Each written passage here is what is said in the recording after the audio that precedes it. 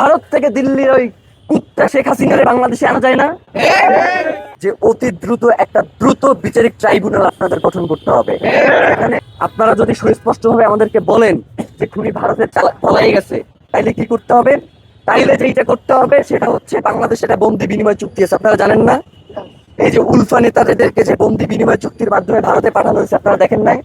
উলফা নেতারা এখানে বাংলাদেশ থেকে ভারতে পাঠানো যায়, ভারত থেকে দিল্লির ওই কুত্তা শেখ হাসিনারে বাংলাদেশে আনা যায় না?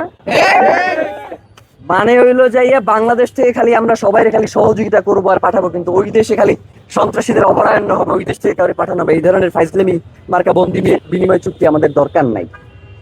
আপনারা অতি দ্রুত ওসমান হাদিকে যারা খুন করেছে তাদেরকে দেশে থাকলে গ্রেফতার করেন, আর দেশে যদি না থাকে তাহলে তাদেরকে বিদেশে যেখানেই থাকুক সেইখান থেকে আনবার ব্যবস্থা করেন। এর বাইরে আমরা আসলে আর কিছু জানি না। এখন হচ্ছে সেটা হচ্ছে আপনাদেরকে অতি দ্রুত আপনারা যে কি করবেন সেটা আমাদের বোঝা হয়ে গেছে। আপনাদেরকে আমরা ইনকিলাব মঞ্চের পক্ষ থেকে জানাইতে চাই যে অতি দ্রুত একটা দ্রুত বিচারিক ট্রাইব্যুনাল আপনাদের গঠন করতে হবে।